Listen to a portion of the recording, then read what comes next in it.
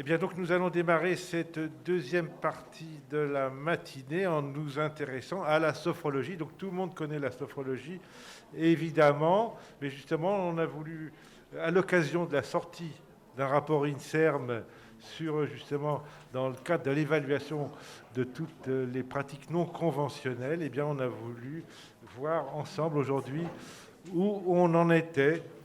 Et on va commencer par le docteur Soumaya Benkedler Balbolia, donc qui a signé en premier ce rapport qui est sorti en février 2020 2020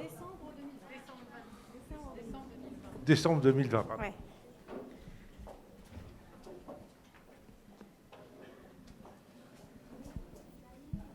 Bonjour à tous.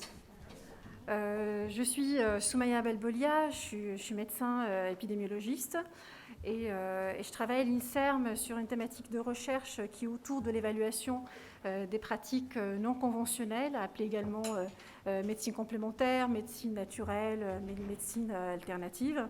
En fait, il y a différentes appellations de ces pratiques parce qu'elles sont justement hétérogènes. Et cette hétérogénéité est très importante à considérer parce qu'elle renvoie à des obstacles, elle renvoie à des défis, d'autant plus que le recours à ces pratiques est de plus en plus important. Alors l'INSERM est connu pour ses activités de recherche dans le domaine de la santé, mais également fait des évaluations, fait des expertises pour le compte du ministère de la Santé et pour le compte de la Direction générale de la santé. Et justement, c'est dans ce cadre-là que l'évaluation de la sophrologie a été inscrite à cet agenda d'évaluation. C'est dans le cadre d'un programme pluriannuel qui a été mis en place en 2009 pour l'évaluation des pratiques dites non conventionnelles à visée thérapeutique.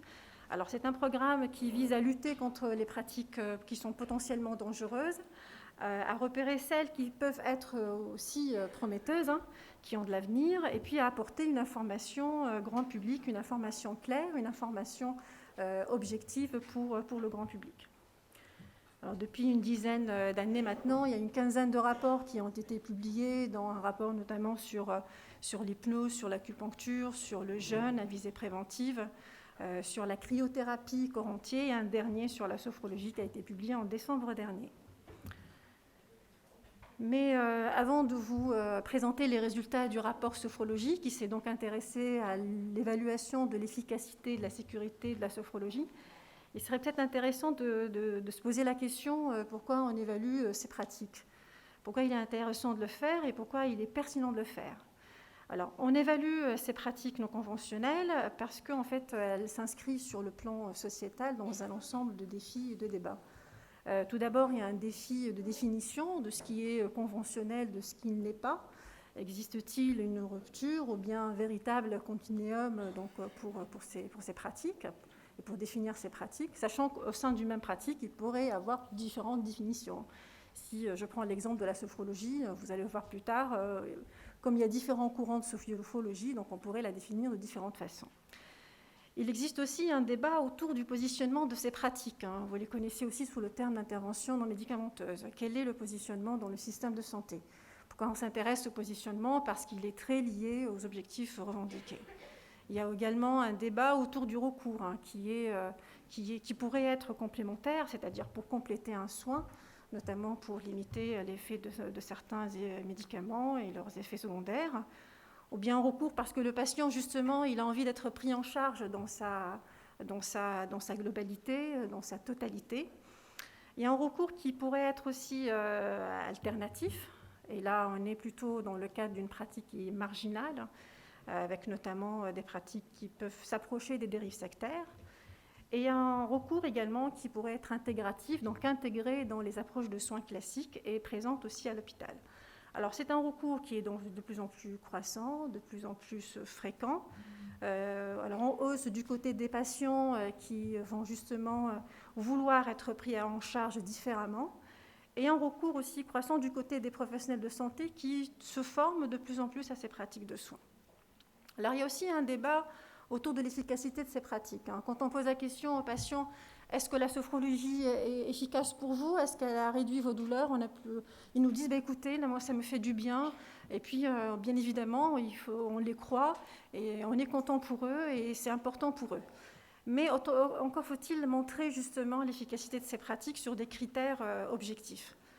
Il y a aussi un débat autour de la sécurité. Pourquoi ? Parce qu'il y a des risques qui sont liés à une pratique exclusive, une pratique alternative, mais également un risque par rapport à la pratique elle-même. Est-ce qu'elle est dangereuse ? Est-ce qu'il y a des risques potentiels ? Et il faut le démontrer. Alors, nous, en tant que méthodologistes, évaluateurs, il y a aussi des débats pour nous. On se pose toujours la question de comment est-ce qu'il faudrait évaluer ces pratiques. Est-ce qu'on les évalue sur un modèle qui est proche de celui du médicament, ou bien sur une méthodologie ou d'approche plutôt qualitative, qui donne plus notamment de place à la parole du patient. Donc il y a aussi un enjeu méthodologique là-dessus. Et aussi un enjeu réglementaire, parce que la majorité de ces pratiques ne sont pas cadrées par des textes de loi. Donc on voit que l'évaluation des pratiques s'inscrit dans un ensemble de défis, avec des dimensions sanitaires, des dimensions médico-économiques, parce qu'il y a un coût qui est supporté par le patient, qui est supporté par la sécurité sociale, encore plus supporté par les mutuelles. Il y a aussi des dimensions aussi politiques, et que finalement, évaluer est une nécessité sociale, une nécessité éthique. Mais je pense que je vais pouvoir enlever mon masque. Je suis un petit peu différente, et ça fait du bien. Alors, comment se présentent ces rapports ? Alors, on a décidé d'une façon assez typique architecturale donc, pour faire ces rapports. Donc, il se compose d'une première partie qui est introductive, qui va décrire la pratique, qui va la définir, qui va parler de la réglementation, de la formation, avec des données démographiques. Une deuxième partie qui est vraiment le socle de l'évaluation, qui est le cœur de l'évaluation et qui va parler de l'efficacité clinique et de la sécurité à partir de données probantes, c'est-à-dire à partir de données qui proviennent de la littérature scientifique et médicale. Il nous arrive très fréquemment de compléter ces données cliniques par des données de jurisprudence, par des rapports ministériels comme celui de la Miviludes, ou par des témoignages d'experts ou des témoignages de patients. Et toute cette partie d'évaluation clinique se termine par une synthèse des bénéfices-risques de la pratique qui est rédigée par 2 experts indépendants. Alors l'originalité de ces rapports, c'est qu'on essaie au maximum d'impliquer les praticiens eux-mêmes dans l'élaboration de ces rapports. On essaye de les solliciter une première fois pour qu'ils décrivent eux-mêmes ces pratiques et pour qu'ils ne fassent part de leurs études, de leurs publications. Et une seconde fois, ils sont invités afin de rédiger un droit de réponse qui est publié à la fin du rapport. Donc venons maintenant au rapport sur la sophrologie qui a été publié en décembre 2020. Alors, on a vraiment eu du mal pour la sophrologie à la définir, pour la simple raison qu'il y a différents courants. Nous avons retenu 2 courants principaux, un courant qui est autour de la sophrologie caicedienne, appelée également méthode Caicedo, qui est très inspiré par son créateur, qui est Alfonso Caicedo, qui a créé la sophrologie dans les années 60, et qui se revendique comme étant une méthode d'accompagnement des patients.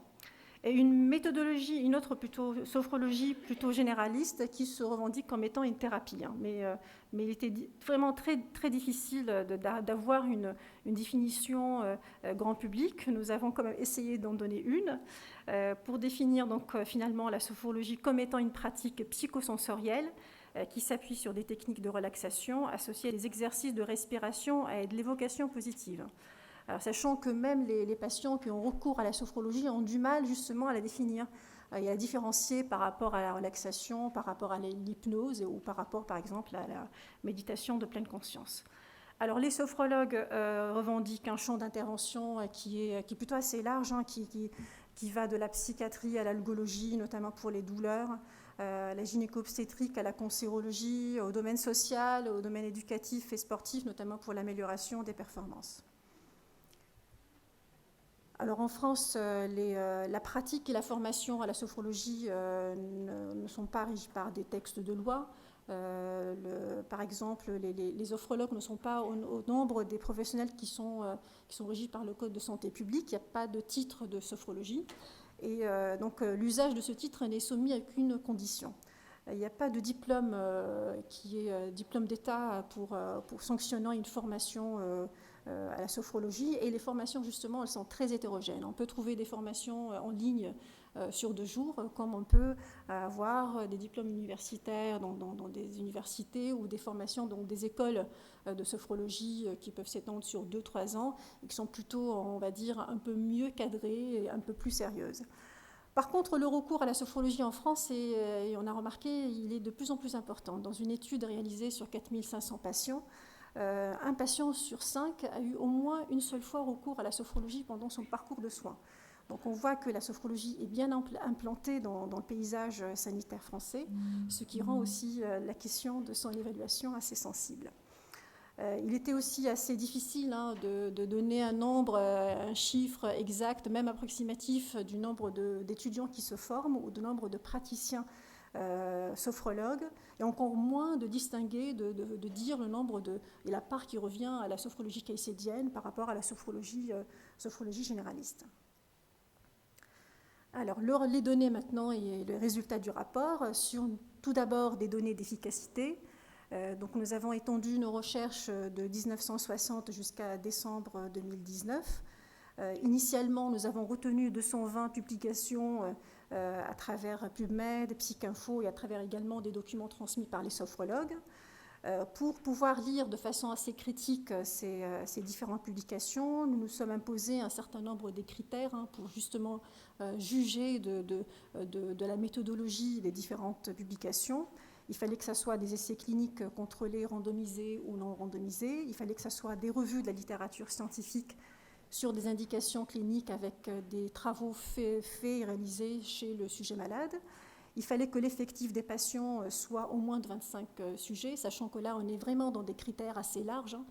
Si je prends l'exemple du rapport que nous avons réalisé sur l'hypnose, on était sur un critère de minimum 1000 patients.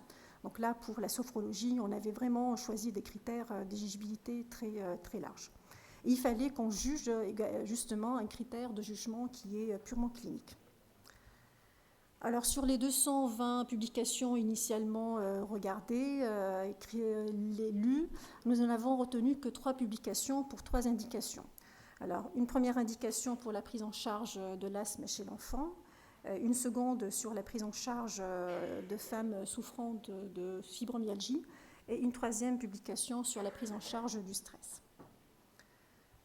Je ne vais pas vraiment aller dans des considérations statistiques et méthodologiques, mais peut-être parler de l'étude qui a un petit peu parlé de la douleur, parce que justement, nous n'avons retenu aucune étude qui parlait de la douleur. La douleur, ici, a été retenue comme critère secondaire.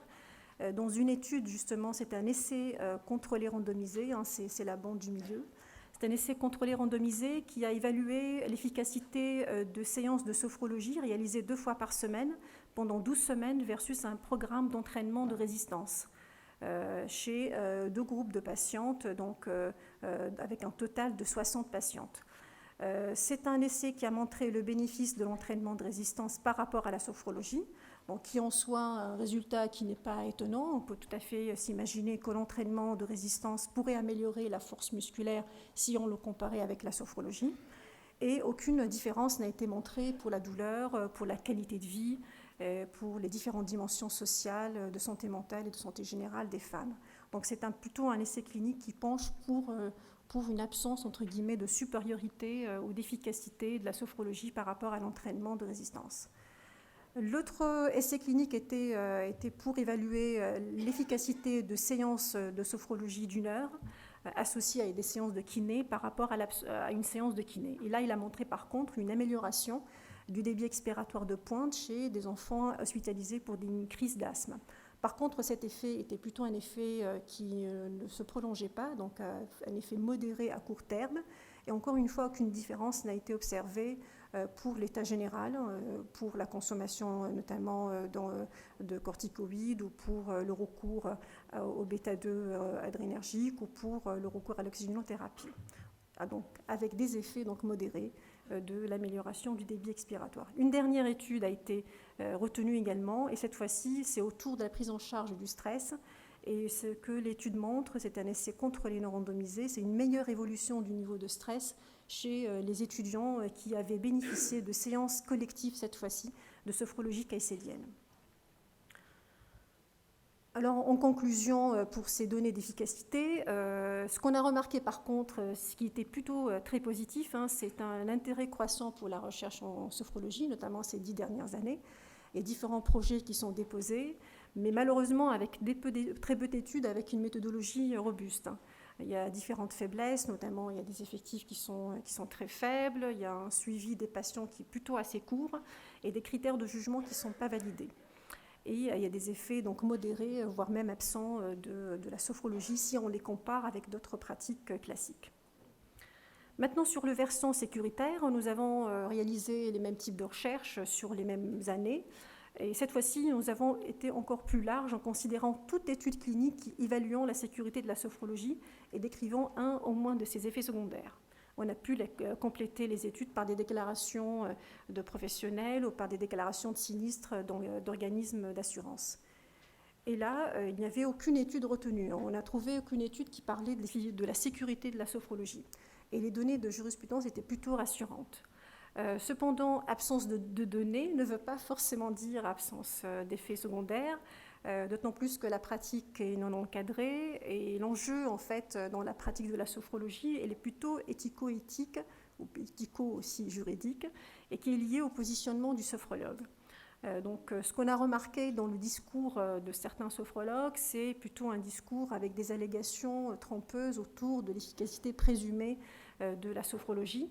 On peut par exemple lire dans un livre de sophrologie qui a été écrit par un pionnier de la sophrologie en France, que par exemple affirmer que la sophrologie apparaît efficace dans le soulagement de la douleur, en général, est maintenue, chose maintenue. Donc vraiment une vigilance par rapport au discours trompeur. Par contre, le risque est bien limité, bien évidemment, quand la pratique est réalisée par un professionnel de santé, quand elle est bien cadrée, quand le soin complète un soin conventionnel, donc un soin classique, et quand se fait vraiment au sein de l'hôpital. Donc, par contre, là, c'est tout à fait autre chose. C'est pour ça que j'ai dit au départ, la pratique est vraiment très hétérogène et on est vraiment, vraiment lié au positionnement que peut avoir le sophrologue. Alors en conclusion, si on se pose la question de la sophrologie, si elle est efficace et sûre pour le patient, je pense que je ne suis pas en mesure aujourd'hui de vous dire et de répondre à cette question pour la simple raison, comme vous l'avez constaté, il y a très peu de données avec une méthodologie correcte et une méthodologie robuste. Cependant, nous, en tant qu'évaluateurs, on a aussi une réflexion autour de ce qu'on a fait et on se pose aussi la question de la façon de comment il faudrait évaluer la sophrologie ou autres pratiques non conventionnelles. C'est vrai que c'est évalué sur un modèle qui est calqué sur celui de l'évaluation médicamenteuse. Je pense que c'est vraiment pas le bon modèle pour le faire, pour la simple raison qu'on n'attache pas d'importance dans la façon de faire aux dimensions du soin et à la parole du patient. Alors le soin ne passe pas par le traitement et par le geste. Le soin, et vous le savez bien évidemment, passe par la conviction qu'on va aller mieux quand on va voir le praticien. Ça passe par la confiance dans la relation de soin qu'on a avec le praticien. Ça passe aussi par le rituel de la consultation. Ça passe par un effet placebo qui a été très bien décrit par les neurologues et qui expliquerait 30% de l'efficacité, toute thérapeutique confondue. Une étude INSERM publiée justement l'année passée, en 2019, je crois, et qui a évalué l'effet de phrases empathiques, a montré que ces phrases empathiques permettaient de réduire de 12% le ressenti de patients douloureux. Donc on se pose en fait toujours la question de comment il faudrait évaluer ces pratiques. D'autant plus que si l'évaluation a des conclusions aujourd'hui, en 2021, elles ne sont peut-être pas bonnes pour une dizaine, voire une vingtaine d'années, pour la simple raison que l'évaluation est un processus continu. Donc pour la sophrologie, c'est à suivre, donc à réévaluer dans quelques années, quand on aura plus de données. Merci.